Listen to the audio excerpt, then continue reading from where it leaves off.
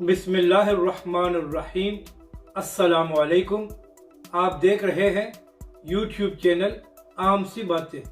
KP के बलदियाती election के गैर सरकारी और गैर हतमी नताइज का सिलसिला जारी है। तहरीक लब्बैक ने सबको सरप्राइज दे दिया है और बड़े बड़े बुर्ज उलट दिए हैं। इस वीडियो में हम इसी के मुतालिक बात करेंगे।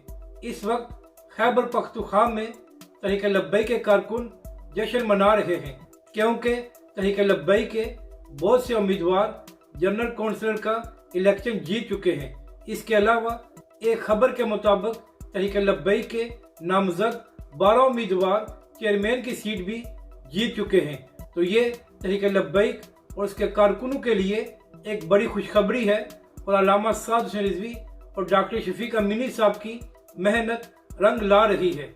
अपनी राय का ज़रूर इजहार करें कि आपको ये वीडियो कैसी लगी और हमारे इस चैनल को भी सब्सक्राइब करें।